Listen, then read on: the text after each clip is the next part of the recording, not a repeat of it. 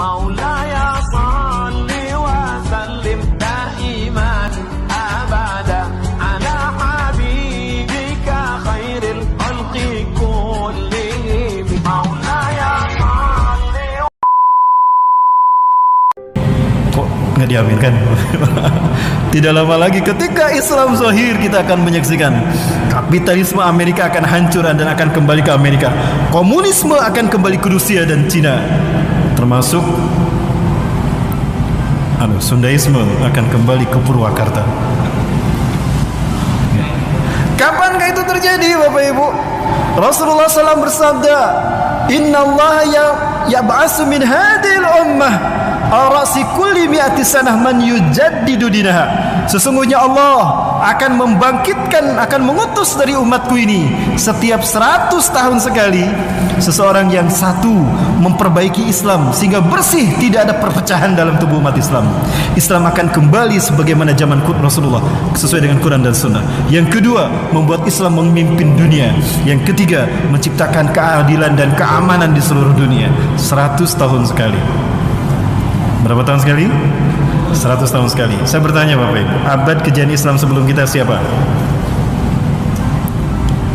Turki. Sepakat Turki? Turki berakhir tahun berapa?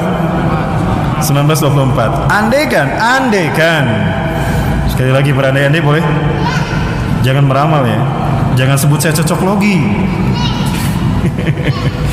Andaikan angka 1924 adalah angka kejadian Islam sebelum kita, berarti kejadian Islam berikutnya kapan? 2024. Berapa tahun lagi? Insya Allah tidak lama lagi. Dan apakah peristiwa ini akan menjadi bagian dari pembuka perang akhir zaman? Nanti kan pembahasannya di 2 masjid ke belakang, insya Allah nanti. Baik, Bapak Ibu rahmati Allah, ini fakta-fakta peninggalan Turki Utsmani. Adanya dinar dirham versi Turki. Dan inilah para pemimpin khilafah Turki Utsmani. Mereka disebut khalifah ketika mereka memimpin penegakan Quran dan Sunnah. Dan mereka disebut sultan ketika memimpin pelaksanaan urusan dunia. Makin lama berkuasa, makin besar sorban mereka. Dan sorban mereka itu dibuat dari kain kafan.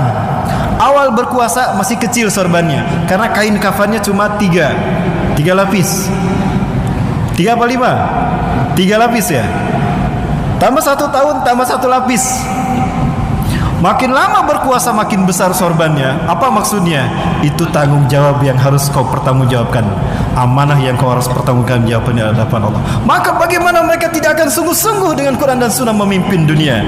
Maka tidak salah kalau Allah berkahi kekuasaan mereka. Dan coba lihat, pulau atau benua yang diarsir merah itulah yang dikuasai Turki Utsmani sampai 1924.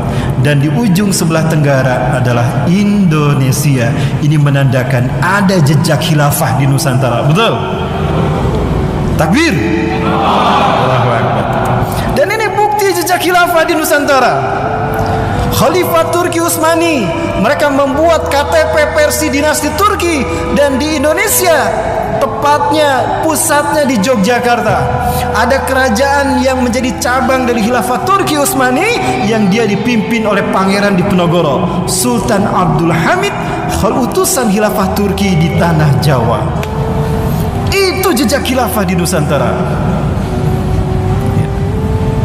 Dan Turki Utsmani yang kedua, mereka membuat Quran terjemahan bahasa Melayu, dan itu di covernya ada tulisan dicetak oleh Khilafah Turki Utsmani, raja umat Islam dunia. Hari ini masih ada di Yogyakarta. Kalau tidak salah masih ada Quran. Itu jejak khilafah di Nusantara. Bahkan Turki Utsmani inilah yang berhasil menyeru kekuatan umat Islam dunia untuk membebaskan Nusantara dari penjajahan Belanda. Ini adalah bukti jejak khilafah di Nusantara. Sebentar Bapak Ibu, suaranya tidak muncul. Biar suaranya muncul, saya munculkan kembali. Mohon maaf, ini tayangan materi kita belum selesai. Nanti materi kita berlanjut Bapak Ibu ya. Nyambung materi kita dengan materi pada maghrib, dengan besok subuh insya Allah.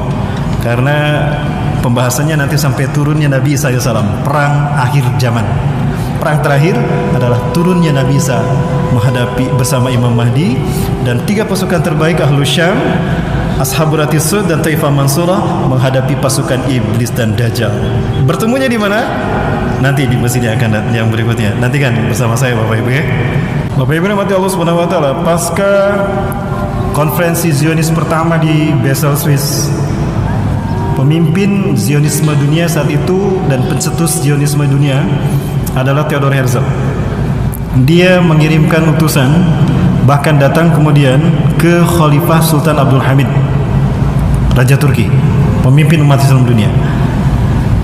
Anda penguasa dunia, 2/3 dunia ada dalam kekuasaan Anda, wahai bangsa Turki, wahai Sultan Abdul Hamid.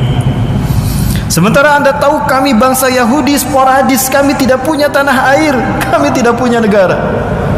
Tolong beri kami sepetak saja tanah untuk kami jadikan negara kami, sehingga kami bisa hidup sejahtera. Andai kan tidak minta Palestina, pasti dikasihkan. Maka Sultan Abdul Hamid bertanya, ayu biladin au makanin turid, tempat mana yang kalian inginkan? Ternyata Theodor Herzl meminta Palestina, Bapak Ibu. Pinter mereka, karena menguasai Palestina artinya menguasai dunia.